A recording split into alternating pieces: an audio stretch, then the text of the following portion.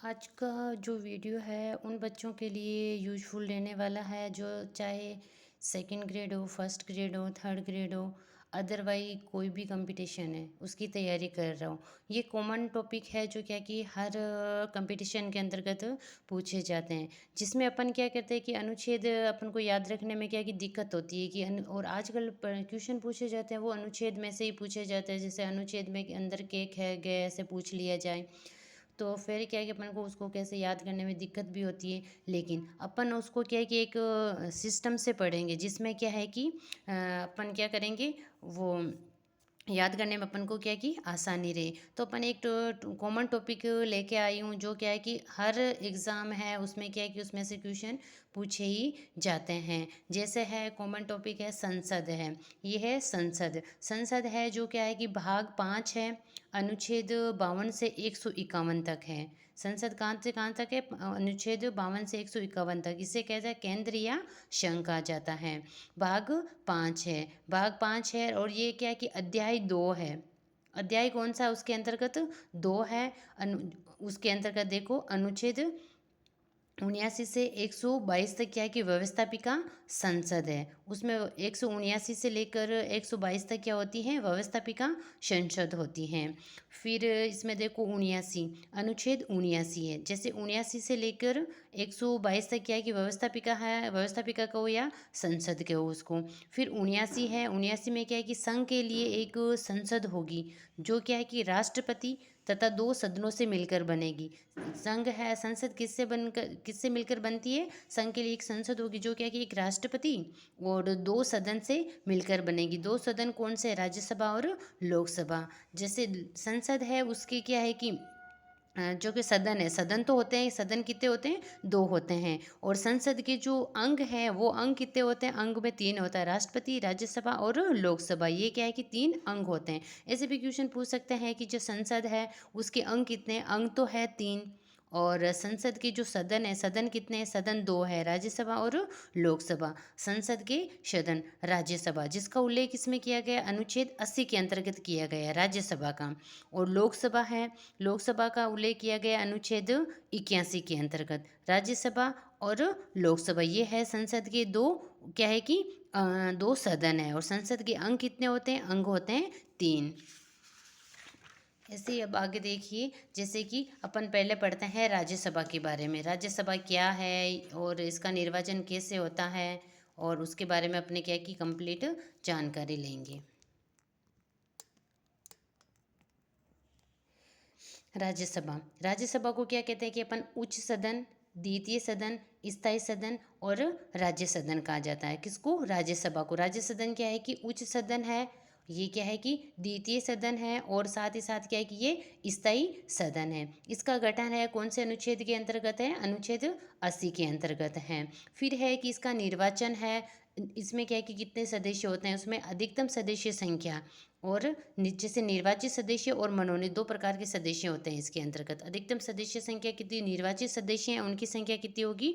238 होगी। और मनोनीत सदस्य हैं, मनोनीत सदस्य कितने होंगे? 12 होंगे। तो अधिकतम सदस्य हैं उनकी संख्या कितनी होगी? 250। 238 तो निर्वाचित हैं, 12 हैं मनोनीत, तो अधिकतम सदस्यों की संख्या कितनी हुई? 250 हुई। और वर्तमान में जो इसकी सदस्य संख्या वो कितनी है? 238, तो इस 233 तो इसके निर्वाचित हैं और 12 मनोनीत हैं। अभी वर्तमान में इसकी सदस्य संख्या कितनी है? 245 है। राज्यसभा में प्रतिनिधित्व क्या है कि किस आधार पर क्या है कि राज्यसभा में राज्यों को प्रतिनिधित्व दिया जाता है? संघीय शासन प्रणाली वाले देश में क्या है कि व्यवस्थापिका, जो संघीय शासन प्रणाली वाले देश हैं उसमें क्या है कि व्यवस्थापिका के कितने सदन होते हैं? 2 सदन होते हैं, राज्यसभा और जैसे भारत है, भारत के अंतर्गत 2 सदन कौन कौन से? राज्यसभा और लोकसभा हैं।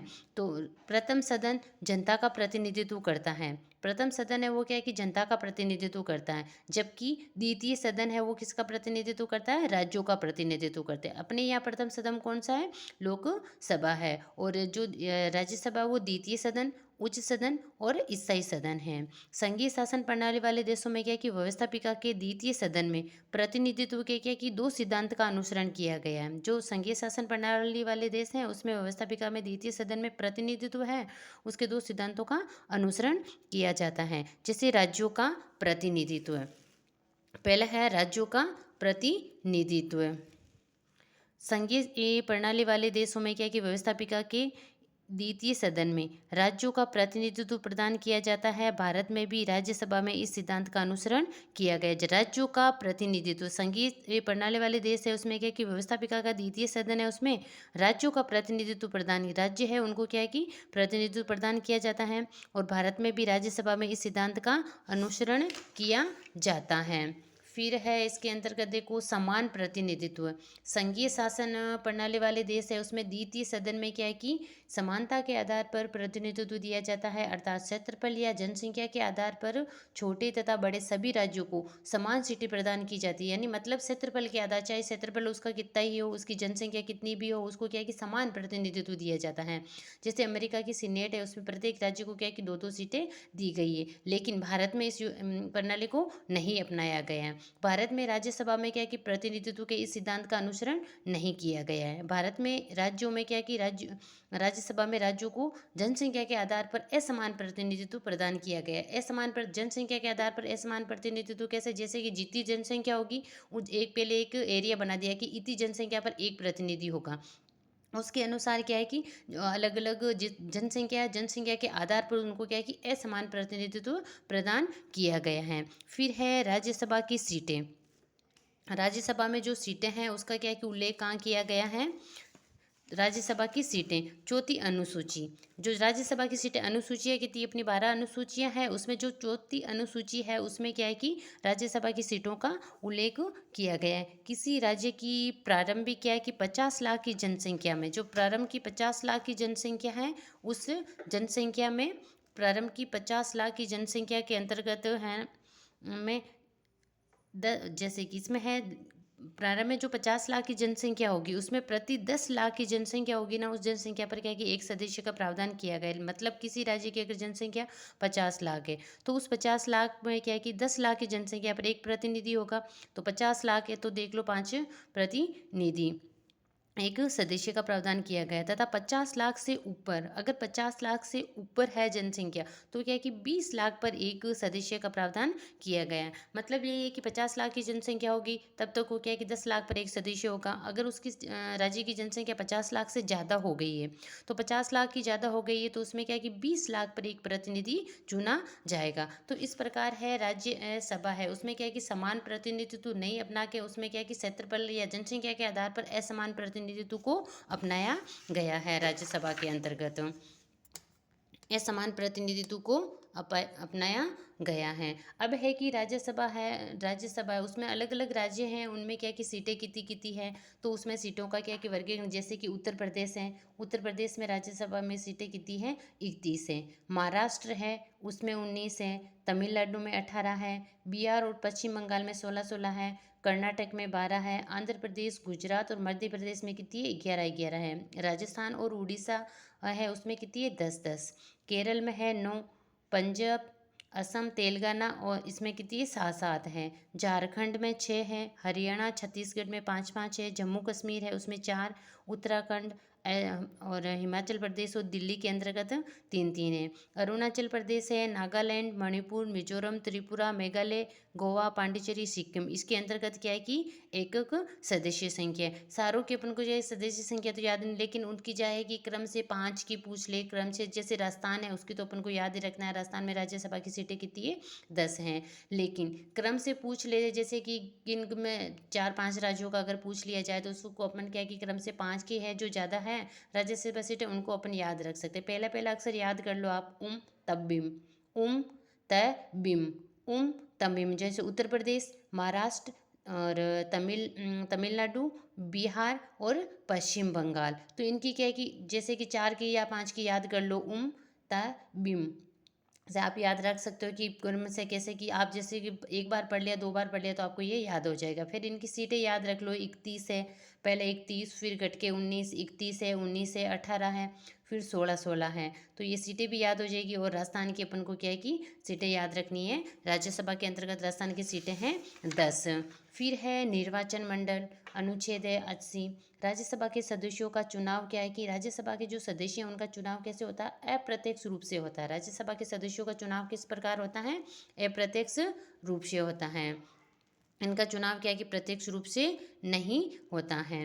राज्यसभा के सदस्यों को क्या है कि राज्य विधानसभाओं के जो निर्वाचित सदस्य हैं वो चुनते हैं। इनके चुनाव कौन करता है? जो राज्य विधानसभा है, जो विधानसभा और विधान परिषद होती है। अपने तो क्या है कि विधानसभा है, तो राज्य विधानसभा में कितनी है? 200 सीटें हैं। वो 200 सदस्य, उन 200 सदस्यों में से क्या है कि निर्वाचित सदस्य है वो इसको निर्वाचित करते हैं। जिस राज्य को राज्यसभा में जितनी सीटें आवंटित होती है, उन सदस्यों को उसी राज्य की विधानसभा के निर्वाचित सदस्य चुनते हैं। जैसे राजस्थान है, राजस्थान के अंतर्गत अपन राज्यसभा के सदस्यों का निर्वाचन करते हैं, तो राजस्थान की जो विधानसभा के सदस्य हैं जो 200 हैं, वो ही क्या है कि राज्यसभा की जो 10 सीटें हैं उनका क्या है कि यहाँ निर्वाचन करेंगे, उन सदस्यों को निर्वाचित करेंगे। फिर है कि राज्यसभा के सदस्यों का निर्वाचन। अनुच्छेद 80, राज्यसभा के सदस्यों का निर्वाचन है वो आनुपातिक प्रतिनिधित्व की एकल संक्रमणीय मत प्रणाली हेर प्रणाली से होता है। फिर 2003 में क्या है कि राज्यसभा के निर्वाचन में निम्न 2 बदलाव करते हुए लोक प्रतिनिधित्व अधिनियम 1951 में 2 परिवर्तन किए थे। 2003 के अंतर्गत 1951 में 2 परिवर्तन किए। 2003 से पूर्व क्या है कि राज्यसभा के निर्वाचन गुप्त मतदान प्रणाली से होते थे। ये आजकल क्या है कि ऐसे क्वेश्चन पूछने लगी है कि 2003 है, उससे पहले कि राज्यसभा है उसके सदस्यों का निर्वाचन कैसे होता था, और वर्तमान में राज्यसभा के सदस्यों का निर्वाचन कैसे होता है, क्योंकि आजकल सीधे सीधे क्वेश्चन आरपीसी पूछती नहीं है। तो अपन को याद रखना है कि आंकड़ा जैसे 2003 में है, उसमें राज्यसभा के निर्वाचन में क्या है कि 2003 के अंतर्गत 2 बदलाव किए गए थे। 1951 में जो लोक प्रतिनिधित्व अधिनियम 1951 था, उसमें क्या है कि 2003 के अंतर्गत 2 परिवर्तन किए गए। एक परिवर्तन किया गया निर्वाचन क्या है कि 2003 से पहले किस प्रकार होता था? गुप्त मतदान प्रणाली से होता था, जिससे क्या है कि क्रॉस वोटिंग की संभावना को नियंत्रित करने के लिए 2003 में क्या है कि गुप्त मतदान प्रणाली के स्थान पर क्या है कि खुली मतदान प्रणाली को अपना लिया गया। तो ये याद रखना है कि 2003 से पूर्व राज्यसभा के सदस्य है उनका निर्वाचन कैसा होता था? गुप्त मतदान प्रणाली से होता था। लेकिन 2003 है उसके बाद में क्या है कि गुप्त मतदान प्रणाली के स्थान पर जो खुली मतदान प्रणाली है उसको अपनाया गया, खुली मतदान प्रणाली को अपनाया गया है। फिर है 2003 से पूर्व किसी राज्य से राज्यसभा का सदस्य चुने जाने के लिए उस व्यक्ति का उसी राज्य का निवासी होना आवश्यक था। 2003 में इस बाध्यता को समाप्त कर दिया गया। पहले तो 2003 के अंतर्गत ये बाध्यता कर दी कि जो गुप्त मतदान प्रणाली से होता था उसको क्या कि खुली मतदान प्रणाली से उनका निर्वाचन किया जाए। और फिर 2003 से पहले क्या है कि ये अनिवार्य कर दिया कि जो राज्यसभा का सदस्य बनना चाहता वो उसी राज्य का निवासी होना चाहिए। लेकिन इस बाध्यता को 2003 के बाद में क्या है कि समाप्त कर दिया गया। अर्थात अब किसी भी राज्य का निवासी है किसी दूसरे राज्य से राज्यसभा का सदस्य चुना जा सकता है। इस प्रकार ये कि जो लोक प्रतिनिधित्व अधिनियम 1951 था उसमें क्या है कि 2 संशोधन किए गए थे। 2 संशोधन कम किए गए थे 2003 के अंतर्गत किए गए थे। 3 में एक संशोधन तो ये किया गया था कि उसमें जो मतदान किया जाए वो गुप्त मतदान नहीं होकर खुली मतदान प्रणाली होनी चाहिए। दूसरा ये है कि उसमें 2003 से पहले ये प्रावधान था कि अगर किसी राज्य का जो व्यक्ति है किसी राज्य का अगर राज्यसभा सदस्य चुना जाता तो वो उसी राज्य का निवासी होना चाहिए। लेकिन अब ये बाध्यता नहीं, किसी दूसरे राज्य का व्यक्ति है वो भी क्या है कि राजस्थान का राज्यसभा सदस्य निर्वाचित किया जा सकता है। फिर है मनोनयन 80 के अंतर्गत है। राष्ट्रपति राज्यसभा में क्या है कि 12 सदस्यों को मनोनीत कर सकता है। राष्ट्रपति है वो राज्यसभा के अंतर्गत कितने सदस्यों को मनोनीत कर सकता है? 12 सदस्यों को मनोनीत कर सकता है। और मनोनीत करने में जैसे साहित्य, विज्ञान, कला व समाज सेवा के क्षेत्र में कोई उल्लेखनीय कार्य किया हो। जिस व्यक्ति ने क्या है कि साहित्य के क्षेत्र में, विज्ञान के क्षेत्र में, कला के क्षेत्र में व समाज सेवा के क्षेत्र में कोई उल्लेखनीय कार्य किया हो उसको क्या है कि राष्ट्रपति मनोनीत कर सकता है। ऐसे कितने सदस्यों को मनोनीत करता है? 12 सदस्यों को मनोनीत करता है। फिर है राज्यसभा का कार्यकाल। कार्यकाल अनुच्छेद 83 के अंतर्गत है। राज्यसभा एक क्या है कि स्थायी सदन है। राज्यसभा क्या है? एक स्थायी सदन है। राज्यसभा का क्या है कि कभी विघटन नहीं होता है। राज्यसभा के सदस्य है उनका कार्यकाल 6 वर्ष का होता है। मतलब राज्यसभा क्या है कि स्थायी सदन है उसका विघटन नहीं होता है। इसके जो सदस्य हैं उनका कार्यकाल कितने वर्ष का होता है? 6 वर्ष का होता है। तो इसमें राज्यसभा इसमें क्या कार्यकाल में क्या ध्यान रखना है कि उसका कार्यकाल, राज्यसभा का कार्यकाल नहीं होता है। यहाँ पर राज्यसभा के जो सदस्य होता है ना उनका कार्यकाल कितने वर्ष का होता है? 6 वर्ष का होता है। फिर राज्यसभा के लगभग 1/3 सदस्य प्रति 2 वर्ष से क्या है कि पदमुक्त हो जाते हैं। तो जो है कि राज्यसभा के लगभग 1/3 सदस्य है वो क्या है कि प्रति 2 वर्ष से क्या है कि पदमुक्त हो जाते हैं, तथा उनके स्थान पर उतनी ही संख्या में नए सदस्य चुन लिए जाते हैं। कि जितने पदमुक्त हुए उतनी संख्या में क्या है कि नए सदस्य चुन लिए जाते हैं। राज्यसभा के सदस्य पुनर्निर्वाचित हो सकते हैं, मतलब है कि ये अपन को जैसे कि ऑप्शन में जैसे कि मिलान वाले में दे सकता है, या कथन कारण वाले में भी दे सकता है, सत्य असत्य में भी दे सकता है कि राज्यसभा के सदस्य क्या है कि पुनर्निर्वाचित हो सकते हैं। हाँ, राज्यसभा के जो सदस्य हैं वो पुनर्निर्वाचित हो सकते हैं। और राज्यसभा का कार्यकाल नहीं होता, राज्यसभा के सदस्यों का कार्यकाल 6 वर्ष होता है। और 1/3 सदस्य के प्रति 2 वर्ष में पदमुक्त हो जाते हैं, उतने ही सदस्य नए निर्वाचित कर लिए जाते हैं। और ये त्यागपत्र किसको देते हैं? राज्यसभा के सदस्य सभापति को देते हैं। त्यागपत्र देते हैं सभापति को। किसी सदस्य का पद आकस्मिक रूप से रिक्त होने की दशा में, मतलब किसी सदस्य आकस्मिक रूप से रिक्त होने की दशा में पद रिक्ति की तिथि से 6 माह की अवधि में नए सदस्य का निर्वाचन होना आवश्यक है। किसी भी कारण से क्या है कि जो राज्यसभा के सदस्य हैं उनमें से क्या है कि किसी का पद रिक्त हो जाए, जैसे राज्यसभा में कितने राजस्थान के अंतर्गत कितने सदस्य हैं? 10 सदस्य हैं।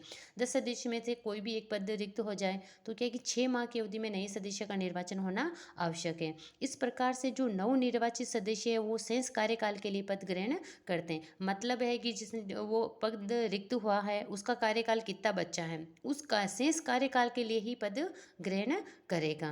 फिर है शपथ 99 के अनुच्छेद 99 के अंतर्गत है राज्यसभा के सदस्यों की शपथ।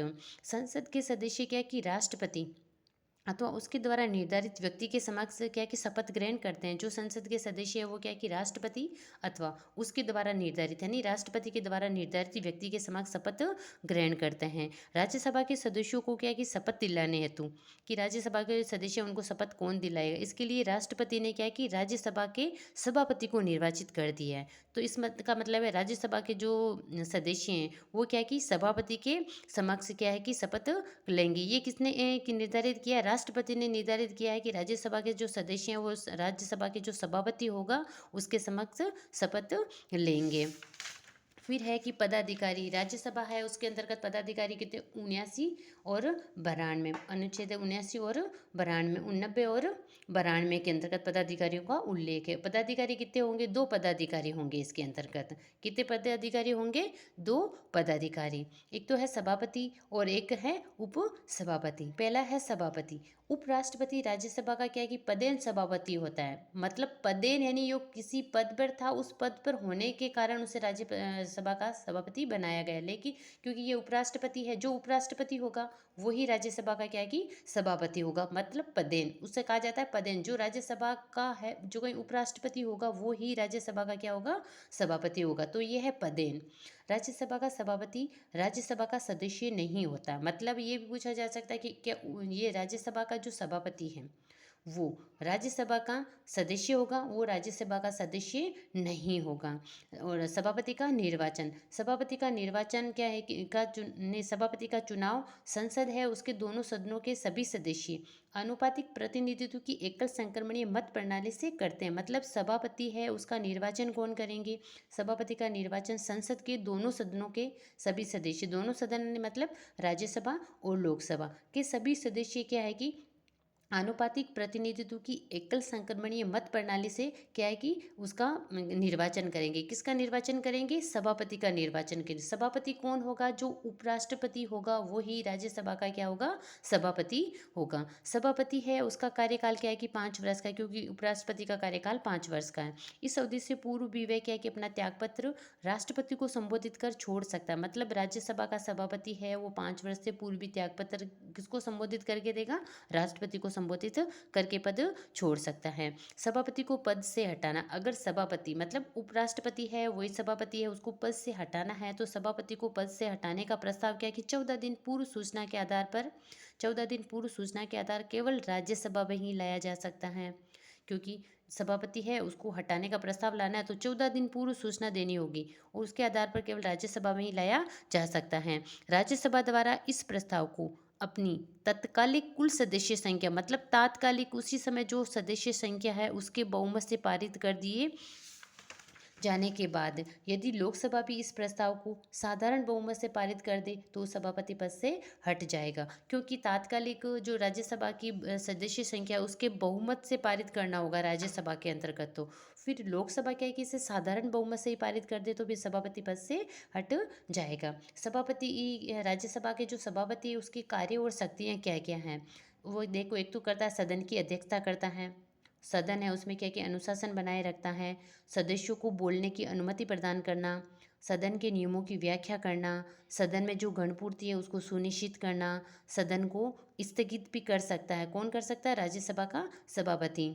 और राज्यसभा के सदस्यों की दल बदल संबंधी अयोग्यता है उसकी विवाद का निर्णय करना, राष्ट्रपति की अनुपस्थिति में एवं पद रिक्ति की दशा में उसके पद के कर्तव्यों का निर्वहन करना। मतलब राष्ट्रपति है उसकी अनुपस्थिति या उसकी पद रिक्त हो जाए ना, तो उसके पद के जो कर्तव्य है उनका निर्वहन कौन करेगा? उपराष्ट्रपति यानी राज्यसभा का सभापति करता है।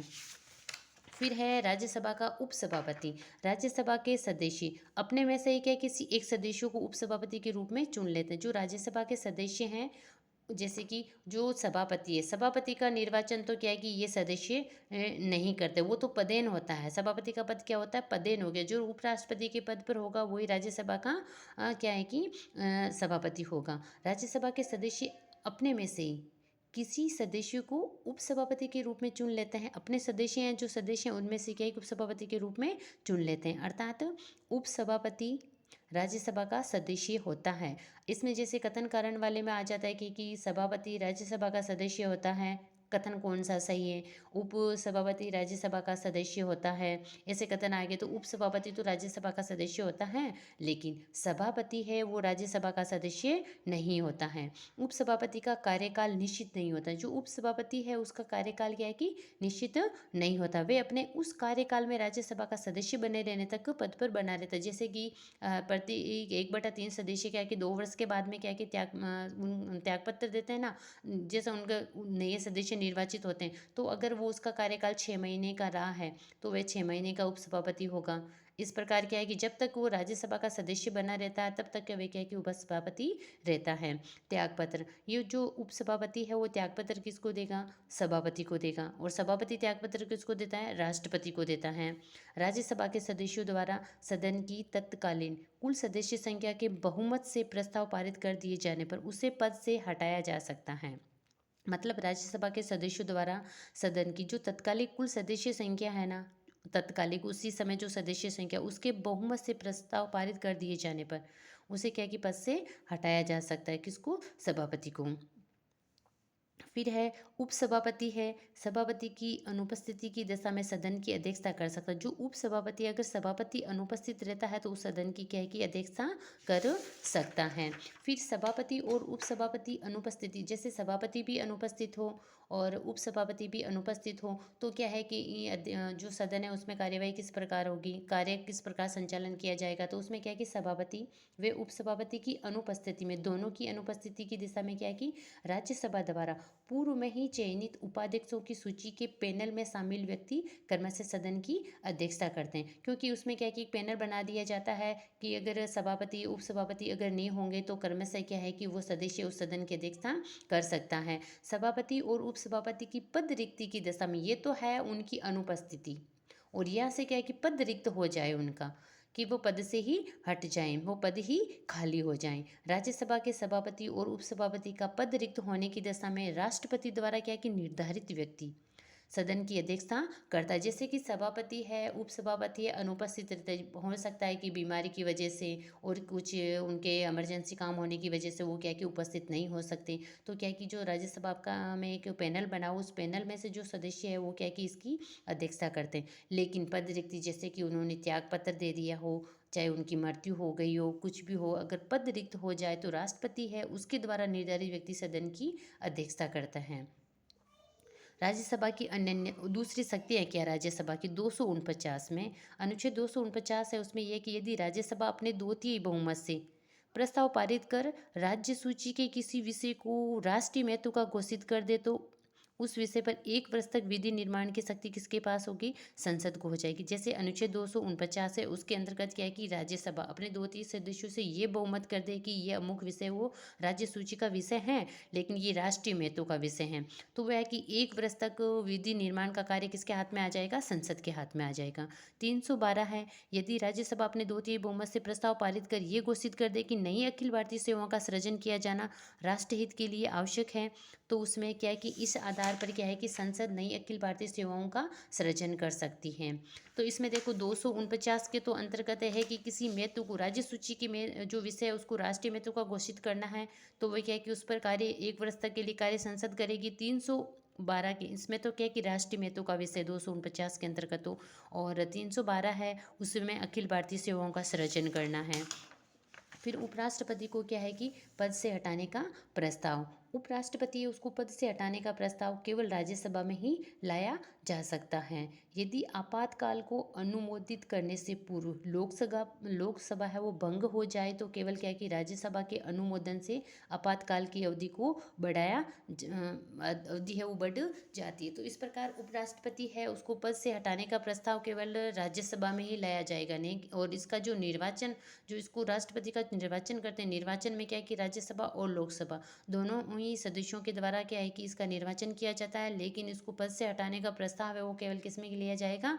राज्यसभा के अंतर्गत लाया जाएगा। इस प्रकार है आज की वीडियो में अपन ने क्या किया, लोक जो राज्यसभा है राज्यसभा के बारे में कंप्लीट जानकारी प्राप्त की। इसमें सदस्य कितने होते हैं, इनकी निर्वाचन की पद्धति किस प्रकार की है, और इसमें पदाधिकारी कौन कौन से होते हैं, जैसे सभापति उपसभापति है, और जो सभापति का निर्वाचन किस प्रकार होता है, और उपसभापति का निर्वाचन, इसका त्यागपत्र है, उनके बारे में अपन ने क्या कि विस्तृत जानकारी प्राप्त की है। अगले वीडियो है उसके अंदर अपन क्या करेंगे कि जो लोकसभा है लोकसभा के बारे में अपन क्या कि विस्तार से चर्चा करेंगे, और फिर लोकसभा राज्यसभा पढ़ लेंगे। तो इसमें क्या है कि संसद के जो सदन है राज्यसभा और लोकसभा वो कंप्लीट हो जाएंगे। फिर संसद के अंग कितने होते हैं, अंग होते हैं 3 उसके, जैसे राष्ट्रपति और लोकसभा और राज्यसभा, ये तो 3 अंग है। फिर अगला अपन टॉपिक लेके बैठेंगे राष्ट्रपति। तो इस प्रकार संसद के 3 अंग हो जाएंगे। उस के प्रकार अपन जैसे जैसे आगे बढ़ने, जैसे भी अपने है जो 3rd ग्रेड है 2nd ग्रेड है उसमें जो कॉमन टॉपिक है उन कॉमन टॉपिक को अपन क्या कि एक एक करके यहाँ कंप्लीट करने की कोशिश करेंगे।